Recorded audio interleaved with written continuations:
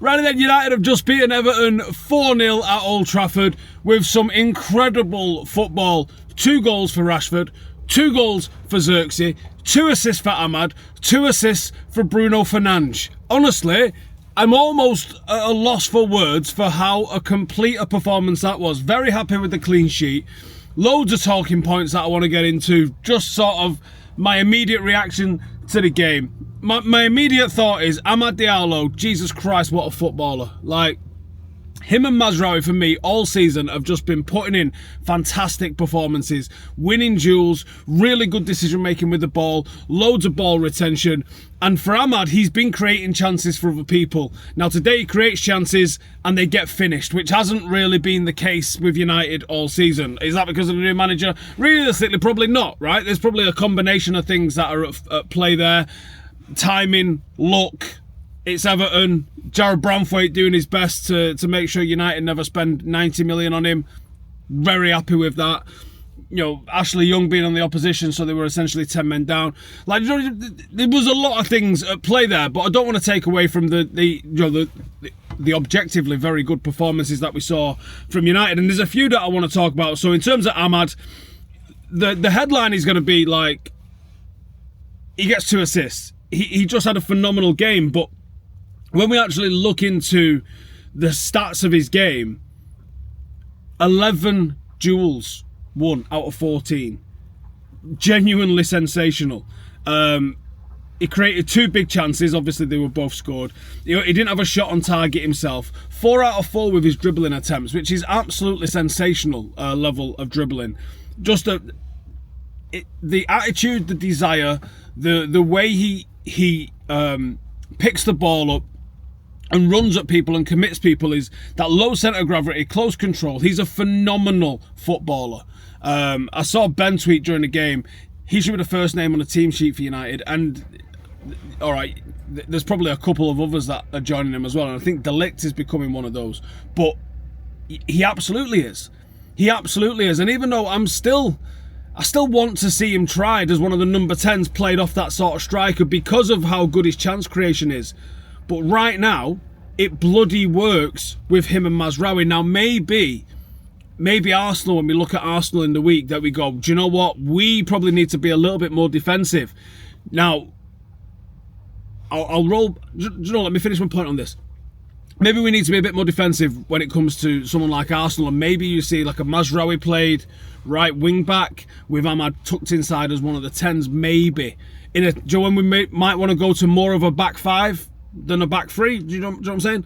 Like, I think that might work. I think that's at least an option for it to explore. Now, the point I was sort of going to interrupt myself on making there was, when I saw the team selection, my initial thought was, oh, he's giving everyone a chance here. Yeah, we saw Kobbie Mainoo come back into the team. He had a pretty solid performance considering how long he's been out. 94% pass completion, 45 out of 48. Pretty solid performance, I thought, if unspectacular, from Kobbie Mainoo. He's having a look at what Mainoo looks like in a 6 alongside Casemiro. Bit of a surprise. Like, he takes Højlund out of the team after he scores 2. No detriment to the team. He takes Ugarte out of the team after the performance that he put in. He's obviously got no qualms at mixing it up, and I think a lot of the reason he's mixing it up is so he can go to Ineos and say, right, listen, here's what I think. These ones work, these ones don't work, and this is what we need to go and buy. I think that's a pretty sensible approach from him, but I also think that's literally what he's about to go and try and do. Now, like I said, Mainoo, decent. Who else did I want to look at? It was Bruno Fernandes. So Bruno Fernandes played a little bit higher than he did in the week and has had a bit of a less ball retention than he had during the week as well. In the week, he had a really strong ball retention, played in a deeper position. This week, or this game today, only 74%, 23 passes completed. Not anywhere near enough for the amount of possession that United actually had in the game and the domination that United had of the game. But he creates 2 chances, and that was the only 2 chances he created, and he gets 2 assists for it. So United, absolutely clinical in this game. Can't argue with that. Marcus Rashford, he had 2 chances. 2 shots on target, 2 goals. 1 off target, 1 blocked. Didn't do a lot with his dribbling. His passing probably wasn't the best with his crosses. But he scores 2 goals, and they were 2 well-taken goals as well. So fair play for Marcus to getting in the mix and getting on the goals. Zirkzee. So I replied to a tweet at half-time I saw of Danny Higginbottom. And I thought there was a few loose touches from Zirkzee in the first half. His link play was very good, and he's done well to score 2 goals. And I think you have to acknowledge the fact that he scored 2 goals because he's not scored since the opening day of the season. So I think you have to say, congratulations, well done for getting on the end of a couple of goals. There was a couple of times the ball came into the box and it wasn't quite there for him. But he's not winning the duels. For a guy that's built the size that he is, we're trying to use him like he's Mark Hughes. But the guy ain't Mark Hughes. I don't know exactly how Zirkzee works in this system. It was almost a little bit asymmetrical because you had Marcus was maybe you have to just reorder the way it is.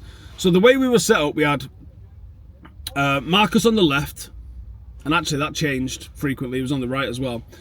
You had Zirkzee generally down the centre, and then you had Bruno on the other side, sometimes on the right, sometimes on the left. But 2 of them were trying to play deeper, with one of them trying to play high. Marcus, the one that was trying to play high, he was on the right on side a lot because he was looking to try and get on the back and take advantage, I think, a little bit of Branthwaite. And then you had Zirkzee in the centre, and then Bruno on the left hand side.